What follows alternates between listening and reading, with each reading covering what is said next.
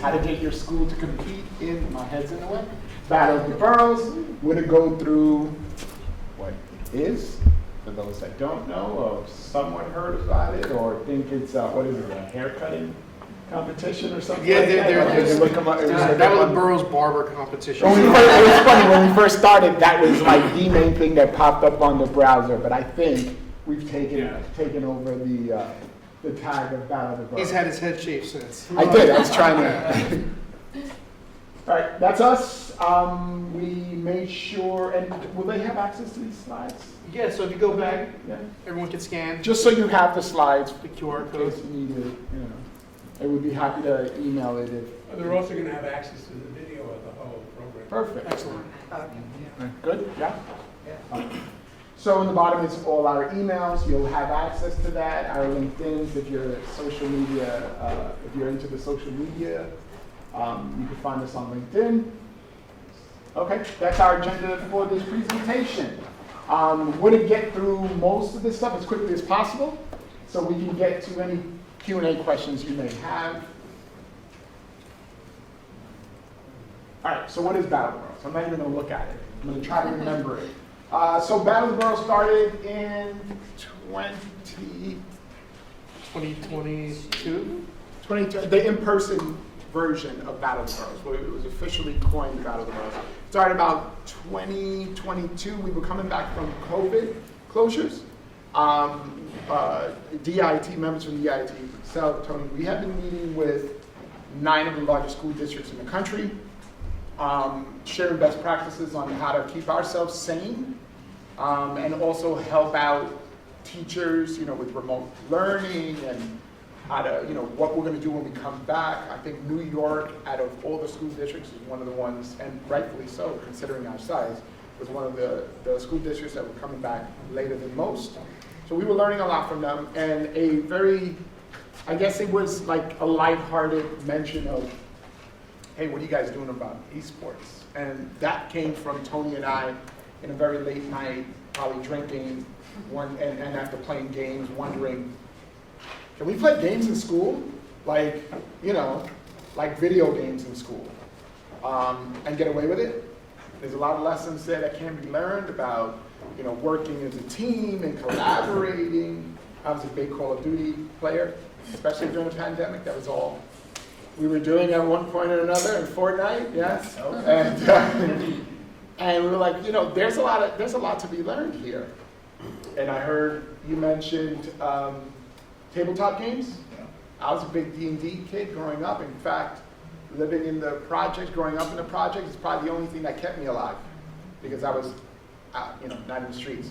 I was, holed up in an apartment with my friends and playing. And I might have a customized set of dominoes in my bag At all times. Yeah. So, we as teachers, although we were on the central side, I was always running PD for teachers and trying to think of ways to engage teacher learning and connecting it back with technology to the classroom. And video games for me and gaming in general just seems like it was an easy one. So that passive comment during that meeting was, what are you guys doing about esports? And I sat there for about an hour with my mouth open and hearing from these school districts across the country that they've had functioning esports programs for 5+ years. And that idea of scholarships that were being made available was not, our students were not taking advantage of that. And that started the pursuit. And as we were coming back from COVID closures, like, well, what can we use to develop some sort of an esports presence? And we knew that Minecraft Education Edition was available through our Office 365 tenant for free. And we knew that some version of a build competition had been started in 2020, so like a net zero challenge, and it was online. What was the other one? There was a net zero challenge. There was something. It was called something else. It was just like a Minecraft challenge, and it was all done online in like one round competition. We built in a bracket structure, like an esports bracket structure within the competition. And by happenstance, Tony ran into the mayor of New York City at a club. Like, Tony meets all his, rich and powerful politicians, and threw the idea at him. And next thing you know, we had a video, we were in meetings with him about how to plug this into the mayor's digital gaming initiative that they were just rolling out. And to circle back to everything that Stan was discussing earlier, the timing was just right. This is something that's been sort of like percolating, so to speak, right, within our schools, within our educators and our students. And so around the same time that we were coming up with this idea, we learned that there was the game design pathway that was about to be launched, and we went to the press. The It was press, here, it was right? here, yeah. The press conference was right over here, and and that really started to get the ball rolling, because we were able to have direct communication with the mayor's office of media and entertainment and turn this into something. We had been dreaming about it, and we plotted it. We put together a whole pitch deck, and we pitched it, and we're here now, 4 years into a live competition. Yeah, and it's spun off into the New York Video Game Festival. yeah, and it's just it's one of those things, right?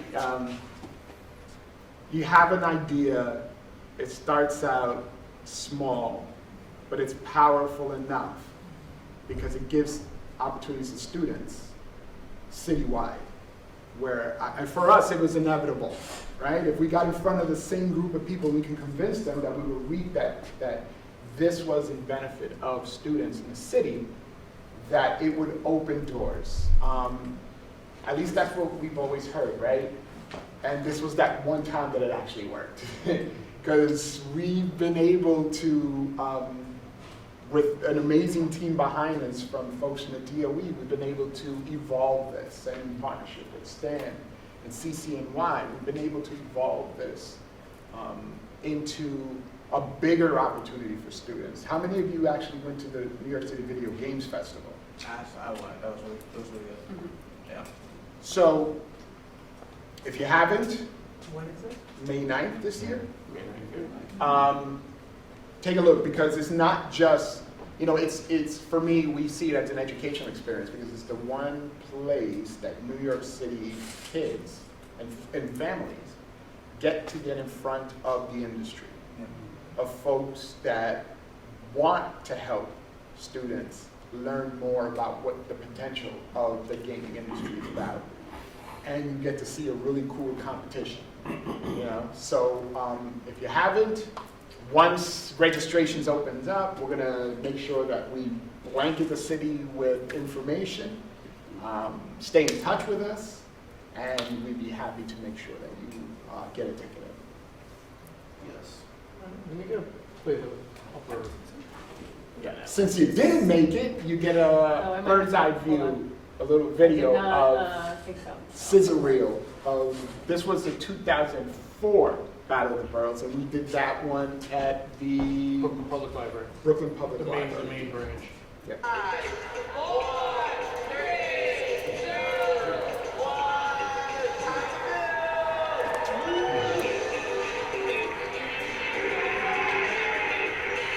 Minecraft esports is a way that kids can get creative and build in a non-violent way and compete against each other. So in the Battle of the Boroughs, the students receive a prompt where they have to solve a citywide challenge, and they have a certain time limit in order to discuss it with their team and then create a space in Minecraft that addresses this challenge. Esports is a great opportunity for students to learn teamwork, to develop empathy, to work on conflict resolution skills, and also deeper academic concepts as well. You learn and you have fun. You won't even notice that you're becoming so good at coding. The strength of my team is mostly coding and building. Being able to foster this with Eric, as my partner in the work, has really helped us to spark joy within the school community that makes it all worthwhile.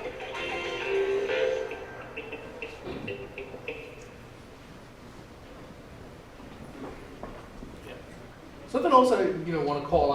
in addition to just the gameplay aspect of it, you know, always being conscious of the fact that you can spin this off into other roles for students. So when we are hosting our events, we've had students, and, you know, we last year at the Manhattan competition, we had it at the George Washington campus uptown, and we had students doing videography. We had students, you know, participating as volunteers and guiding guests, welcoming, you know, the families as they come in.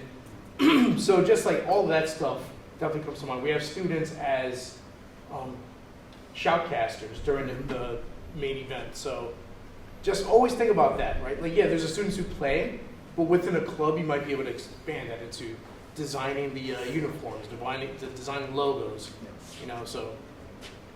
Anyway, this is this year's prompt. You want to read it off, Carrie? Go for it. Sure.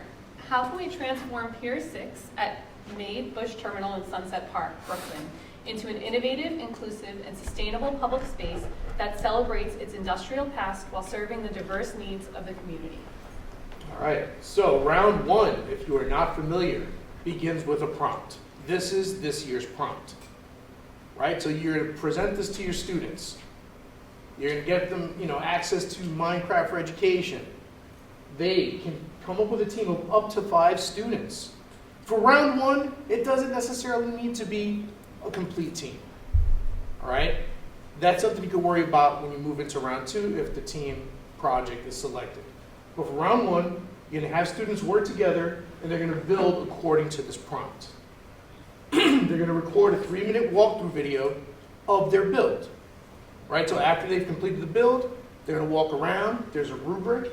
They're going to explain what the build is. You know, they're going to make connections to everything in the rubric. And that's what's going to get submitted by you, the coach, right? So the coach could be a teacher. It could be a parent coordinator. It could be a parent. Just an adult at the school is going to be the coach. And they're responsible for submitting the project. And then the projects are going to be reviewed by folks across different divisions within the DOE, mayor's office, etc. I'll pause there and see if there's any questions. And one, how long is the how long do the students get to create their build to then make a video out of it? So you literally have until January 16th. Okay. So for round one, you have that much time. When's it announced first, like initially? Just the 21st, October 21st, the Yeah. chancellor, yeah. Yep. Stuff. For like 3 months, 2 months. Yeah. So is it, just a clarifying question, is it exclusively for just digital games? And if so, what are the implications of AI supporting the prototyping in this phase? Like if students or the adult use AI to help just to create the prototype or the visual of the game, is that within the rubric? That's a really good question because much like everything else, right, AI is always the unknown. And can an adult, based on a prompt, and I'm going to say adult as in the teacher, the coach, the teacher coach, teacher, parent coach, Right, yeah. can they, if they're going to use AI, which all teachers within the DOE now have access to, Copilot or Gemini, I don't necessarily see an issue with that as long as the prompt that they're adding came from the kids. Mm-hmm. If the teacher's going, all right, I'm going to create this thing and now you guys build it, Yeah. I don't imagine that during live competition that team's going to do very well. Right. Because the practice is in the building and the creation and the working together. Right. I apologize. I think Okay. I was thinking on the other side of the spectrum. So they answer the prompt collaboratively in the space with the students. There are visual AI accommodations now. I think I was thinking visual. Like Oh, I see. if they submitted a prototype of their visual game, are they allowed then to use AI to help support the design? So they're building in Minecraft specifically. Okay, gotcha. Yeah, See, yeah. I'm sorry. Yeah, so That was they're the missing. yeah. So the prompt they're building within Minecraft Okay. in accordance with this prompt. So that's why it's digital. Minecraft is digital. Right. Okay. But to your But that's a good question, question. if AI is used to sort of prototype it, like let's say they throw this prompt into Gemini and say, spit out, you know, a Minecraft world based on this prompt, sure, that's all great, right? And like, if that's what they run with, that's what they run with, but as Jose was saying, there is a live component. And at that live event, you know, if they're going to get watched by the other teams. And being that I've judged and also participated, you see the teams where the teacher kind of did more, and you can see that. Like as a judge, I would be like, well, that's not the kids' ideas. That's a teacher throwing those ideas at the kids. So does that skew the points? Yeah. Yeah. So, what are students allowed to bring with them in the event that they advance to a live round? Controllers, game pads, mice. But they're not allowed to bring, let's say, code that they've developed over time that they could then type back into make code. It wouldn't matter because it's a new prompt. So the live events are going to be completely new prompts. Well, I'm thinking about it as a like a reference sheet for mathematics. In the event that somebody has, like in the event that somebody needs to be able to quick recall code to be able to build a square, code to be able to build a cube. That's fine. Waiting for teachers. Yeah. Oh, okay. So they are, and okay, that's the second. That should have been. But sorry, yes. Yeah, so they have like coding blocks or whatever that are already like pre-built. Well, they're logging into their accounts when they're using when they're in the live rounds. They're not being given a shell account. Right. Correct. They're using their actual. So anything that they have on the cloud, this way is going to be able to. What program you recommend for them to record the videos? Because everything was blocked. That was my biggest challenge, and it was so frustrating. That's So a good question. we've got that. We'll get to Okay. that. Yeah. That's a really good question. Stand there. They had OBS blocked. Everything on my students was blocked. It was like so frustrating. That shouldn't be the case. And We if used there is, like then 5 different ones. you'd have to reach out to us. Sorry. Yeah. All right, now Stan, you have a question? Well, I was just going to make the comment which you, I think, kind of made. Given the fact that AI is there, to the extent that kids want to experiment to try to use it, that's another learning opportunity. Absolutely. Absolutely. In fact, it's a good opportunity even to tell them, they've got to be careful about what it comes back with, because it may come back with stuff that Oh, is yeah. total Yeah, and nonsense. challenge the design is what I'm thinking too. Yep. So I'm glad people bring it up because that's stuff that we should note in the guides, which we're going to get Yeah, to. and AI is an AI curriculum has been designed for Minecraft as well. Like I haven't dug into it yet, I've but done it with my kids. We've done it. We did it for our code 1 year. We do did you all- see all it being their able fifth to grade. assist in a build challenge? Because I don't. I don't think so yet, because that stuff is just really like exploring, learning what it is Okay. right now. But that's not to say that they won't come out with something soon. All right, so this is the breakdown. So if your team or teams, because there is no limit to the number of teams you can submit from your school. So if you've got 30 kids who want to submit projects, go nuts. Just remember, You're the one filling out the form. you're the one filling out the form, you're the adult who's still responsible, so whatever your capacity is. Yeah, last year, a good friend of ours who was competing in the Manhattan competition, she submitted, I think, 22. Yeah, like 22 different teams, and you know it's great, but in the end, only 3 of her teams made it in because your attention is so spread. And even during the live competition, she was running back and forth trying to support and coach her teams that were spread in 3 different rooms. I had that my first year too. I had 3 teams. No, it was in elementary. So funny enough, elementary is our densest number of submissions. Yeah. Like the elementary schools go crazy, and we get a lot of submissions from elementary. But all that said, right, so if you're selected to go on to round 2, we do an event at each borough.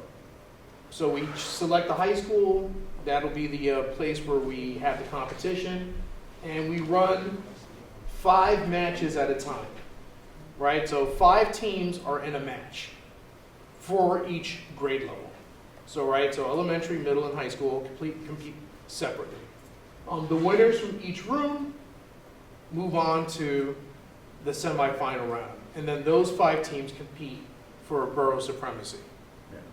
And then the winners of that match go on to the New York City Game Festival for the finals. So they would be the Manhattan representatives for elementary, for middle, and high school, 3 different weight classes, if you will. Right. Is there a cash prize? So unfortunately, K to 12 can't really do, I would love for that to happen, and we've kind of been nudging legal, DOE legal, but you know, everybody, DOE legal always starts with a no, because they're attorneys. But what about like fixing the class or fixing the room instead of So- giving it to the? So what has happened, there's been prizing. There is prize. Yeah, What does year that mean? one, the winning high school got 20-something, Computer? I wish, desk, gaming tables Like and lab chairs. furniture. Yeah, and it was Mashfiq from, Mr. Mashfiq from Dewey High School that won, he won that competition, and his room is tricked out. And it's Did fancy. you win twice? They won twice. They won twice. The year before and 2023 battle. I mean, Alright. Okay. you know, for us, it's Dewey High School and Yeah. the folk, the eight, oh God, Nancy Woods. Nancy Woods, who's the AP at Dewey, was a director for the STEM department. They lost to Tottenville the second year. And then, well, I mean, virtually. Oh, yeah, they won virtually. And they- We give them credit for the virtual. Fair enough. I'm all One about the round, it was competition. one Listen, round I like competition. seeing boroughs topple other boroughs. Yeah. So they would basically, and we always say to them, you guys went in all cocky, 2024. The hubris got to them. Yeah, and you got smoked by Tottenville. And then Tottenville got smoked by What was that, elementary? Queens. Diamond Sword Buster Money. Yeah. Queens. So Not- what borough's up right now? What Like, borough has borough's it winning? won? No, what borough's winning right now, like in terms of like most years? Oh, probably Brooklyn. It would be Brooklyn because they won, we count them as having won 2 years in a Oh, row. okay. I think there are middle school on the Lower East Side like next. Yeah, and that's them. They won twice. Oh, that's right. Yeah. So, Middle so- school won 2 years in a row. Right. Yeah. Thank you, Sid. So, I mean, I don't want to. no. Gotta give credit. So high school, Dewey, Brooklyn won twice, and then NESTM has won twice. Different. Bronx has won elementary.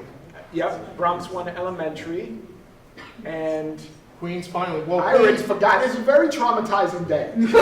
So Queens was the last. Queens finally got their. Yes. They finally got their win last year. The Game Festival? Yeah. Yeah. I think So that was the first time Queens. And it's the same team competing this year because they were 11th graders, so 12. They're now 12th Usually, graders. how many high schools are there? I forgot. How many high schools Oh, usually? boy. Because I know it's not a lot. For like usually. the finals, Yeah, like, no, in the beginning, like. it depends on the borough. Yeah. Yeah. But high school is always the lowest. It's the lowest. But we want more. It's been growing Right. because people think Minecraft and they go, hey, that's for kids. But it's in the sophistication of the design, right? The high schoolers will put, their designs are And all the way coding that's out going there. into it. Yeah. Okay. And I have to say that the high school team, not last year, the year before, well, it wasn't the winners. It was because it was Dewey. They won 2 years in a row. They got sent to Denver, Colorado to compete Oh yeah. against There was a other national. school districts at It was ISTE. really cool. Yeah. So they got to fly because of their wins 2 years in a row. They were the New York City representative and lost. Yeah. No, but- Which I never allowed them to forget it. I can't believe you guys lost that. And who does the travels? Does it, It, does? it was a sponsor No, that sponsor, paid yeah. that paid for Dewey to fly out. The DOE didn't let us go. Yeah, DOE said no to us, but the kids got to go in there. In the end, Did we're like over it. We're over it. I was We've there because I was accepted it. presenting, but I paid my own way. So. Yeah, Right. yeah, it's the only. So That's true. So The it's just- teachers got to pay out of pocket. Don't you know? That's the way the world is. Sometimes they can get sponsored. You can't take sponsors. Very hard. It's a gray It's area. very hard to get around. It's a gray Yeah, area. I But if gotta- you I gotta present, figure you that get one out. your, like, if you present, you get either discount or free ticket to the conference, so that's the workaround.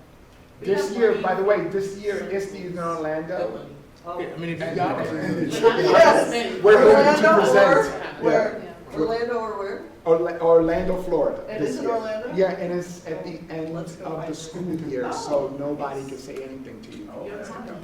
And we're hoping to wait a present. Your time, in your school. money. Okay. Yeah. That's in-kind travel right there. Yeah, yeah. Accountants here.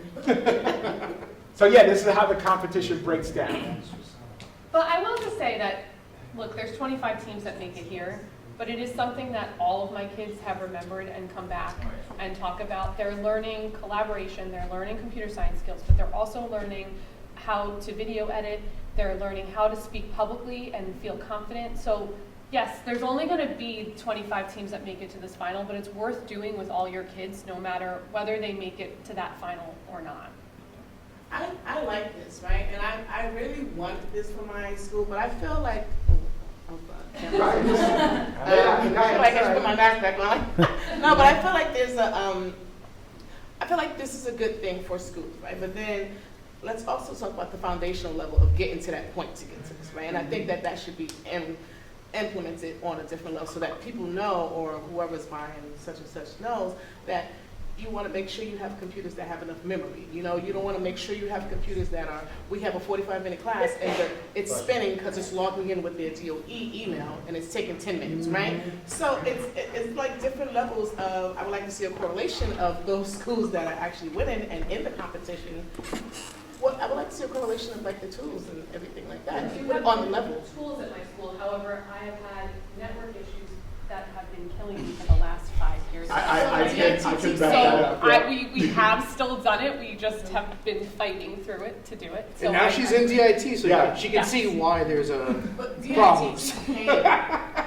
our internet is wonderful because of DIT. What really borough does. are you in? I don't like, Oh, come on. We're You're amongst we're in family. District 19, right? So Okay. it's just like we have a STEM park situation that you guys, your head person has come to, and they're like, That, they can't touch it. the It's A the plus? company A+, that's right, and exactly. They can't touch it. So, Why? so, yes, okay, thank you. That's all I gotta say. So that's what I'm working with, right? That's my problem. That's why I say I was like, we could bring, let's buy these. These are expensive, but they last. The kids are hard with them, but they last. They don't last just a couple of days and then I gotta call somebody. Like right now, I don't even have a keyboard that I can use in class because somebody's supposed to fix it. It's taking 2 or 3 weeks, but Yeah. you know, so stuff like that. So I would like to see that correlation. And I think that would change more entry into our programs. That's fair. What the primary device in your school? It's Chromebooks, Lenovo, sorry. No. I'm blind, so they don't. Okay. You can always reach out to us. If we have to pull in your borough technology director and help escalate / scold, I'm not about it. Whoop him and dominoes. Or even like go through some devices that are just not really efficient for our students to use. Yeah. We And pay a lot of money we've for even them. advised principals. Like we've sat with principals, superintendents, and everybody in between and just had that, uncomfortable conversation. You have money set aside for this. What are you doing? We're post-COVID. You always got to be ready. What are you doing with that money? Most of the time the conversation doesn't go well, but I don't care. Like you're supposed to be investing and refreshing and always writing of grants for capital improvement, which I'm sure those A+ STEM labs come from.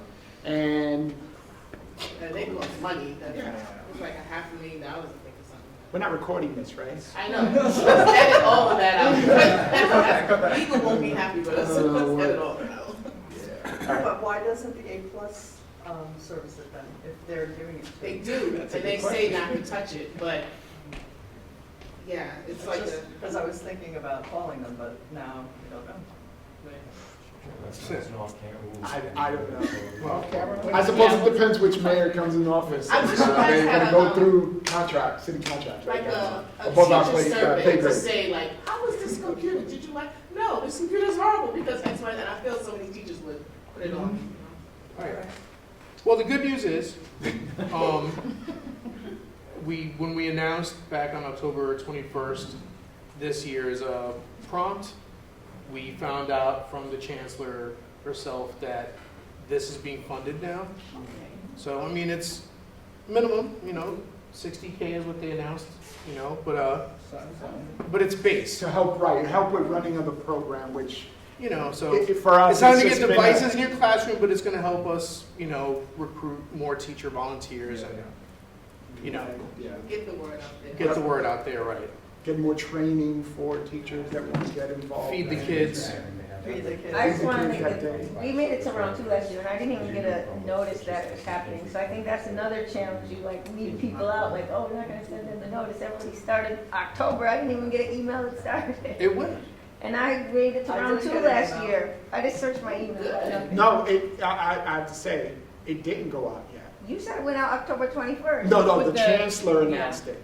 But our messaging is still going through approval. I haven't seen I that. was gonna say, that's why people have got this extra like a whole month. I haven't even heard about it yet. Yeah.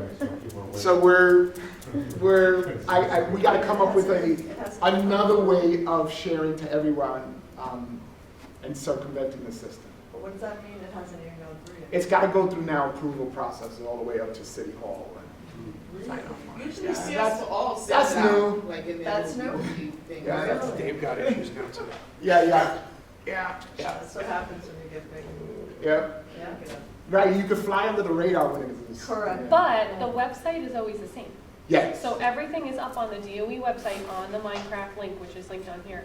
So knowing that, you could check back, not that we all I have a think I million did hours, search it earlier this but year. it is, Yeah. It wasn't updated, but. Yeah, but it the updated day on that the 10th of October the day 21st. they had the press release, it went live on that website. So expect something soon, and hopefully I don't get in trouble. But you're getting it now and other people aren't. Yeah. Now we So have to you guys implement it. kind of have a little bit of advantage today. All right.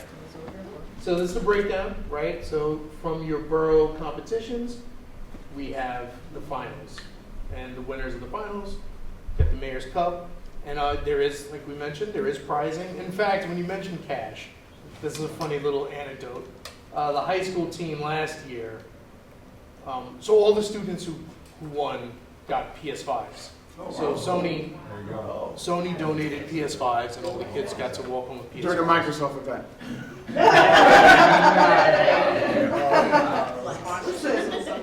Listen, well, it's good. Exactly. It's all And, digital.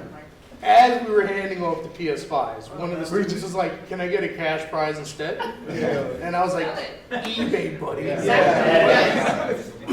So I thought that was funny. All right, so that's the competition, but we have more for you guys.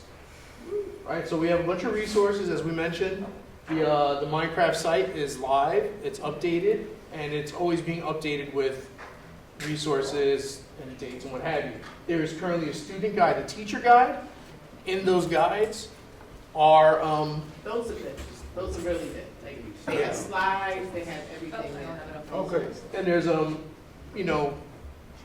examples on how to record and do screen recording with the kids. If you are having a problem with any of these apps, please let us know, Yeah.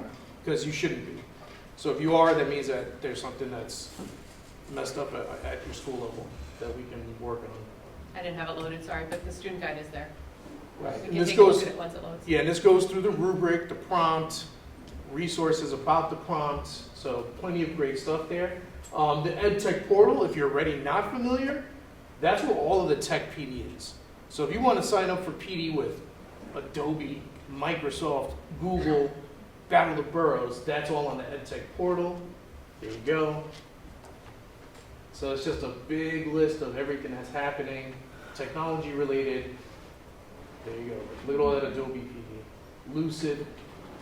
So you can sign up there. Most of these are remote. Some of them are in person. Like, like today, but there's a video playlist, so on this playlist, if you want to see examples of what students have submitted, there's some compilations there.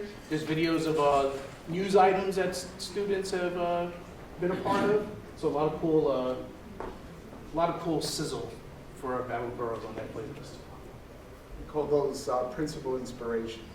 When you need to show your principal to allow you to do this. You know, look, this is what's, you know, this is the opportunity that the kids are getting involved in. This is not just, you know, some small event. Right. So it's a good showpiece. And, okay, so we have a virtual session happening on November 12th. If you want to register now, you can. So you can scan the QR code. It's going to be online. It's going to be hosted by folks from the Minecraft team, and it'll be happening from 4 to 6 p.m. So after school. And that's going to be it's pretty much a 101. Did anyone have a chance to see it? Oh, Yeah. Good. And and if this gets loaded with folks, I'm sure there'll be. That's all on the slide, right? Yes. Yes. Yep. All right, then some important dates. Like I said, November 12th, we're going to have a PD. On November 25th, we are hosting a teacher meetup. Oh, again that.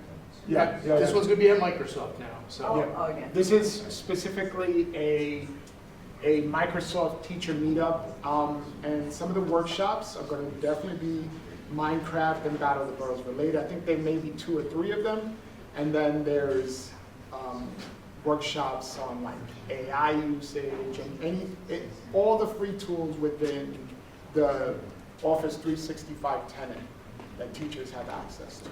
I'll be doing the 101, so if you want Yeah, so Carrie. come hang out with me, I'll be there. Yep. Which Microsoft? In Times Square, 11 Times Square. Yep. And any folks here have been to our meetups? We went to the Google on June. Yeah. Yep. I know. It took me a minute too. I said that to him. I was like, how do I know her? Yes, I recognized you too. I was like, I definitely. So they're a great opportunity to I didn't know that was there. socialize, mingle. Invite other teachers, invite advocates in my school. Please do. Absolutely. And we always want to introduce new faces. Yeah. You know, And so if you bring people from your school, then you're also not alone in your school. exactly. So like if you bring people and they're learning, then you have someone to collaborate with within your school, which is sometimes the hardest part. is Power getting the numbers. teachers involved. Absolutely. For those that we're not aware, I know some of our friends here, when we had last year we had a teacher, a gamer teacher meetup, and this was like a secret group of teachers that game. They love gaming. They love, you know, and we've collected names. We have a closed Facebook group for these folks that we share back and forth. We get together and play games, Fortnite. Fortnite is our favorite game, although Arc Raiders is now becoming my second favorite. Arc Raiders are good. Yeah. We're gonna have to. We got do that. So we have been working with a sponsor, hopefully to greenlight it this year. We did it last year at, what's the name of it? OSNYC, which is a gaming lounge downtown.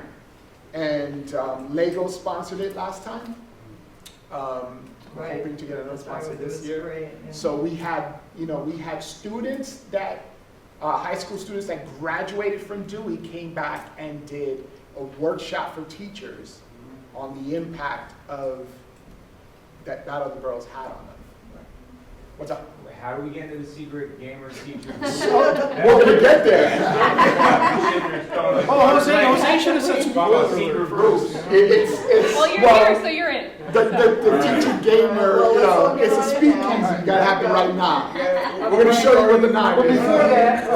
Let's all go to Facebook. There's going to be a lot of Q&A sessions happening between now and January 16th. A lot. A lot. Yeah, so this is our Q&A sessions. In fact, once Tony and I and Carrie are done here, we all have to race back to get ready for the first one that's at 2:30 today. And these are all virtual. So Yeah, these it's are all virtual. So, So just think, even if you're getting started now, and then like you said, it can be overwhelming, right? So you're like, I'm in this process, I'm having trouble with the video software. Well, you can choose then whatever the next date is on there, and then just pop on, and we can help support with whatever you need. So it can be like ongoing support throughout the process. Like, it doesn't have to be just today, and then you're on your own.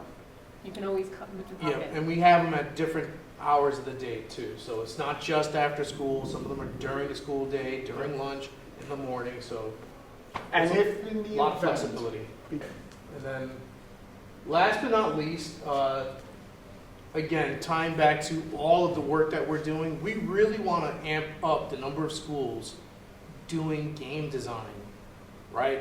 Now, what a lot of folks don't know is that there is actually a CTE pathway at the state level about game and interactive media design.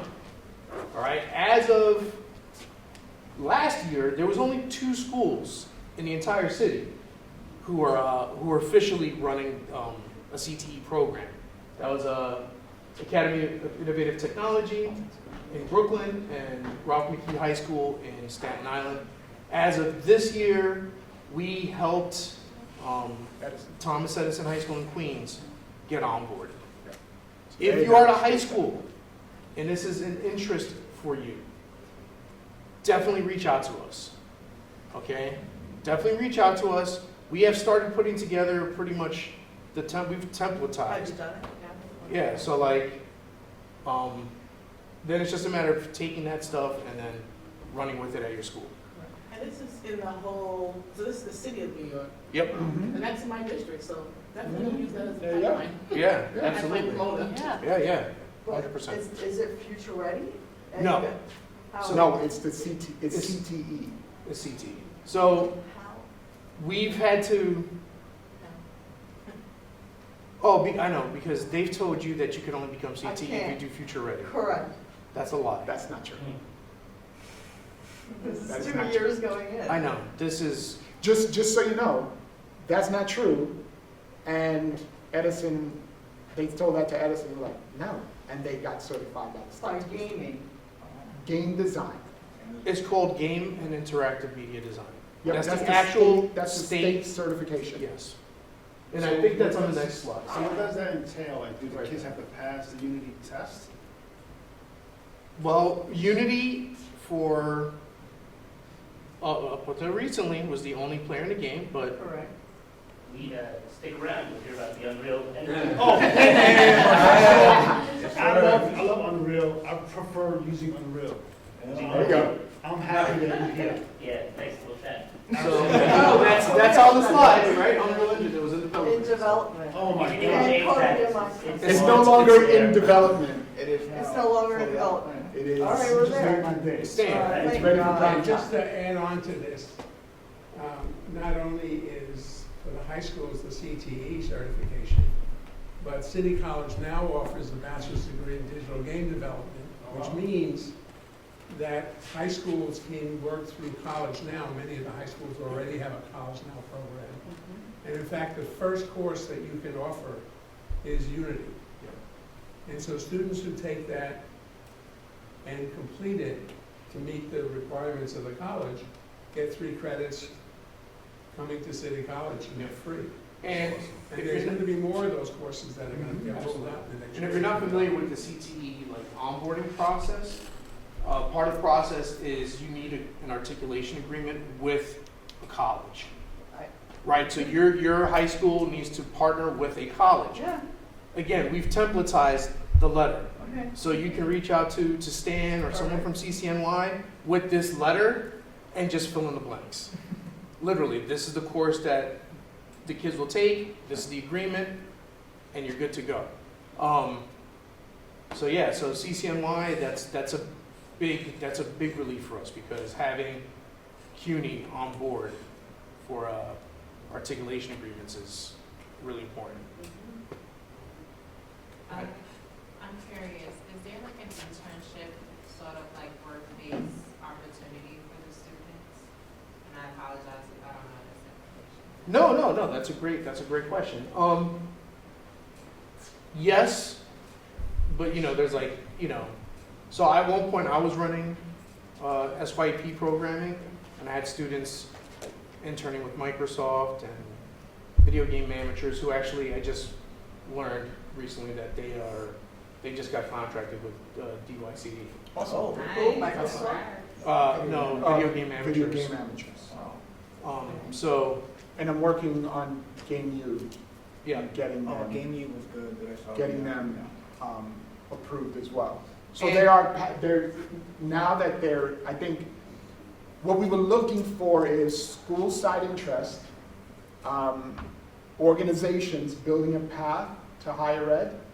And now with that in place, we have a foundation to push these organizations to start Yeah. looking at our students as viable interns. Yes. And there's a digital gaming console that the Mayor's Office of Media and Entertainment has put together.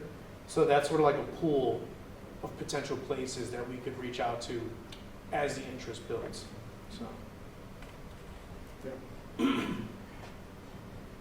And any burning questions? Sorry, could you put it back one more time? Yeah, sure. Thanks, I apologize. No, just kind of looks really good. I'm excited, I'll be honest. What school? No, I'm working with Dominicanos USA. Producer. Oh, okay, He's yeah, working tech and I was just thinking, Yeah, I have to text Eddie Yeah, on my way here. So I'm just here to check it out. I'm an ex-esports player. I used to play Fortnite. Yeah. So I'm very excited to be here. I still got my flapjacky tattoo.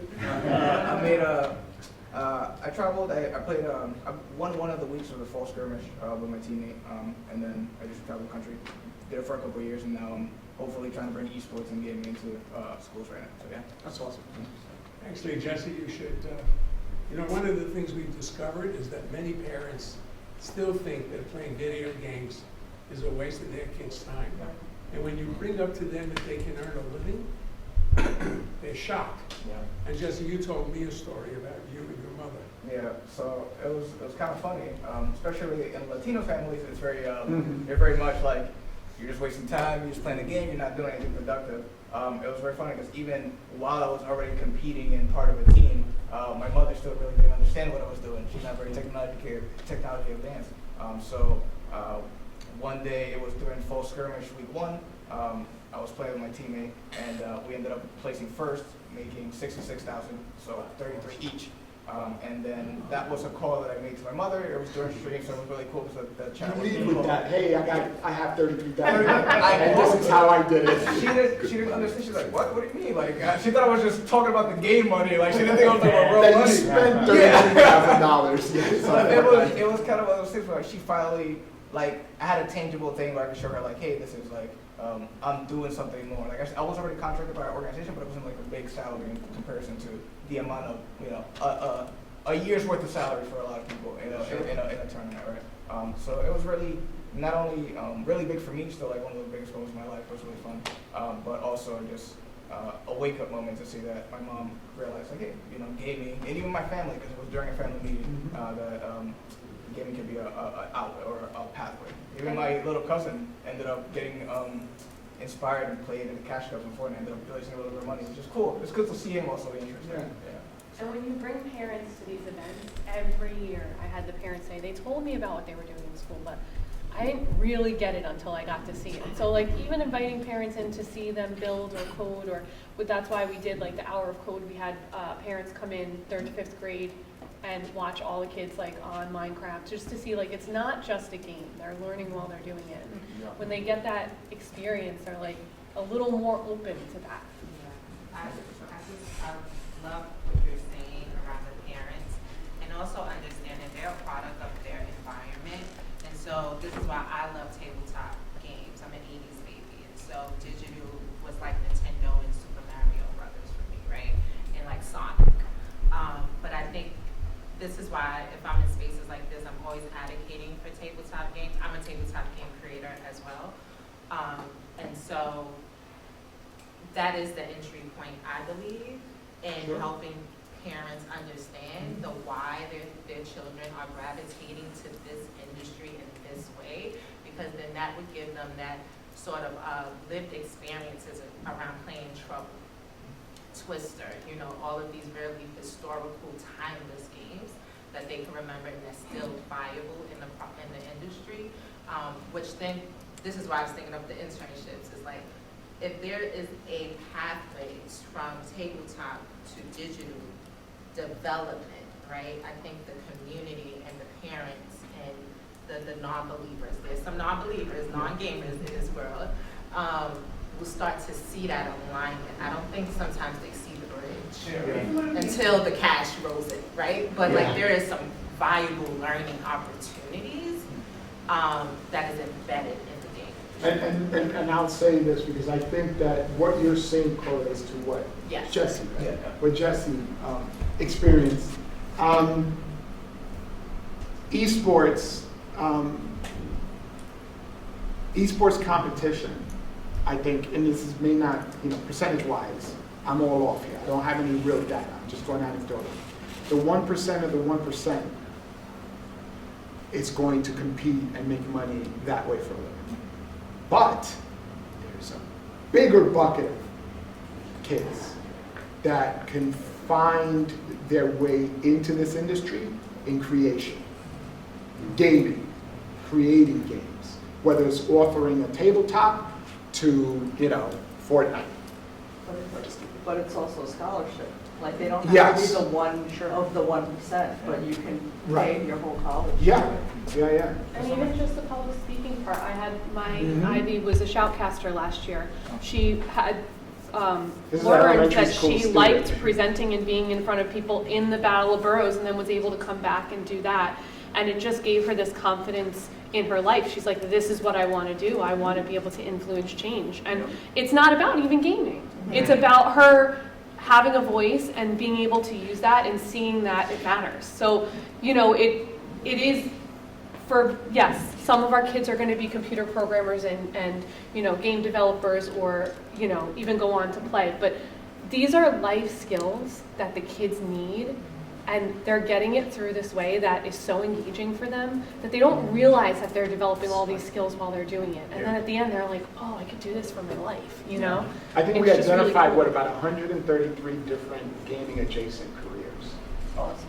So, I was going to say, even I remember in college, I gave a speech in front of my class and I was shaking the whole time, right? But with esports, it was a lot more comfortable. It was a subject that not only did I understand, I was passionate about. It was a lot easier for me to not only open up, but just get in front of people, right? That's a skill that you definitely develop over time. And I think gaming was something that made me comfortable in speaking in front of people. Even here, I would be I would be shaking a normal environment without that experience. Is there a plan at all to introduce Roblox or Roblox Studio into what's happening with K-12 games? He's recording, I can't say. Oh, wow, whoa. But do me a favor. Yeah, the secret, but look up, look up the latest articles on the issues with Roblox. And then you'll see right away why. I understand that, but it's also hard to, I feel like it gets ignored. I feel like we're ignoring it. No, like anybody over the age of 18, rightfully so, right? To some degree. But if Grow a Garden has more concurrent players than any game ever, we can't just treat it as a blind spot. No, you're right. So the issue there, and where's Steve? There he is. He's coming. He's well aware of the trials and tribulations of getting games into the system. Right. It comes down to compliancy. Right. And that actually has nothing to do with the DOE. Yeah, that makes sense. It's more like we have been actively, we've been working with Epic, trying to get Fortnite, For esports? yeah, for esports, right? And at the end of the day, the publishers have to agree to some, Carve out an educational space. Correct. Sure. But they won't. And when it gets to the point where we're like, hey, if the data leaks, what happens? And they're like, well, we're not doing anything. We don't want to be responsible. That's where the the hurdle is. And this is a global issue. It's not a New York issue. Right. That's a global issue. We're part of NASAF. NASAF, the national, that's as far as I can, I don't know what the rest of that Yeah. means. Yeah. But, and we were part of a cohort, where it was a global cohort, folks from every country. And it was always the same. We can't get this approved in the educational space unless the publisher. We have to make dummy Allows accounts, we for have it. to do this, we have to do that. It was like a lot, it was a lot of like, Did you speak with Vanta, that Mhm. guy, and still nothing? 'Cause he- Yes, yes. and the games are the games, the learning management system is the learning management system. The learning It's management not a system- pass-through to the. Yeah, it has generally done everything that they need to do to be able to engage in the K-12 space, Yeah, but in the end, it's still the done. games on the Vanta's other side. platform Yeah. is compliant, That's what I'm saying. Yeah. but that is not a pass-through. But that's not, they don't to the have game. games. They don't have the Right. games that you're gonna wanna play. It's not that you're logging into Vanta and now you can play Right. Call of Duty, no. You still, Oh, gosh. right. I just think this And is- whoever comes up with that solution, It's gonna be a millionaire. Well, so that's what I wanted to tie into with the unintended consequences that we have not addressed in this at all, with like the e-waste, the servers causing damage to the environment, as you can see my shirt. And I think that that needs to be like a circular economy about how to get rid of all this waste and the mining and the problems with all of this technology integrated into everybody's lessons, and not just preaching about playing these games without the unintended consequences to the environment and the world and everything like that. future prompt. Yeah. Yeah, there's gotta be a recycling. I mean, Yeah, some of the circular. some of the groups I've seen work on like using the tech or the technology is like creating just like the Battle of the Boroughs, creating like a world or like a type of project related to let's say an environmental problem. Like I've seen one with related to like the waste of the water, where like you would create like a little game related to how to clean up stuff like a fish picking up stuff in water, stuff like that. Yes, thank you. I was trying to the Games for Change does that, where they would create basically they have different topics that are based on helping the environment and social area, and you would pick one with your school and work on that. So they do that same thing that you're addressing, and I actually But love the that. game itself is causing a Well- lot of destruction. You know what I mean? I see what you're saying. I see what you're saying, like the server, yeah. The technology, the creation, all that is. Maybe one of our kids involved in Battle of the Boroughs figures it out. Exactly. Yes. We have to get rid of this server issue. Yeah. There has to be a better way. Can I go back to what you shared around the 100+ industries, adjacent industries? What's sort of the gradual support after? Like, are students allowed to create like portfolios or like resumes that help support the industry? Oh, okay, gotcha. You know what, we got the college rep right here, let's go. Yeah, I would say two things. The experience that we got from interviewing high school students in 2021 convinced me that if you want to understand what a kid's capable of, let them put together a portfolio. And that reflects more of what they're capable of than the GPA in those cases. The bachelor's degree program here has got portfolios built in so that when you start taking courses, it's part of your portfolio building.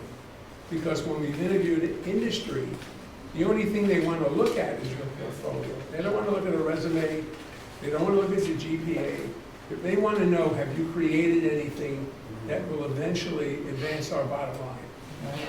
So portfolios, which is why I think portfolio schools are a much more powerful way for kids to learn than the way we currently do it. I So agree. I think came from a portfolio high school, so I'm asking because I'm thinking about the Common Core standards. So this is the educator, not the tabletop creator right now. Yep. I'm thinking about the Common Core standards and how the language in that is always embedded of like real world applications, right? And I sometimes, and I'm not in DOE, so it's recorded. I think I'll be okay with my employer. But I think there's a large disconnect of like how the content actually relates to real world application. I love this lived experiences around the game designing, and I am curious of like where the opportunities for students to start to think about it industry-wise, like creating those portfolios themselves, doing their resume to kind of walk away with not only their diploma, not only with these credits, but also an understanding that they can start to position and view themselves in these industries because they have done valuable work already. So I believe it's- But isn't that in the CTE certification? Like if you're trying, yeah. Capstone. That's the capstone. Yeah, so I mean, a capstone is a culmination of your learning within that academic course. Right. A portfolio. Right. An everything. industry is a comprehensive explanation of you, the designer, the Right. creator, the video gamer, and I think those two are completely distinct. If you correct me if I'm wrong. no, you're correct. And I think, to your point, I think most CTE programs kind of take that into account already. But then it's going to vary wildly from school to school. Yeah, so. Yeah, I was going to say, having been in the university for a long time, my problem with the capstone is when there was nothing else, it was a very useful tool for helping students integrate ideas. But in this day and age, that ought to happen at all levels of curriculum. I mean, one of the things, it's anecdotal, my daughter went to a portfolio high school, Beacon High School, and they were integrating, course subjects across from the day they went to school. Yeah. By the time she graduated, she already had a whole research portfolio of what she was capable of doing. And so in an age where everything is complicated, there are no simple problems to sort out. Waiting until you're about to graduate to take on one of those issues is kind of late in the process. I have a funny story. My son played Call of Duty since baby. Glad that you are so engaged about Battle of the Boroughs. Get engaged. But now we're going to segue to the next part of the program. All right. Yes. Thank you, folks. Thank you.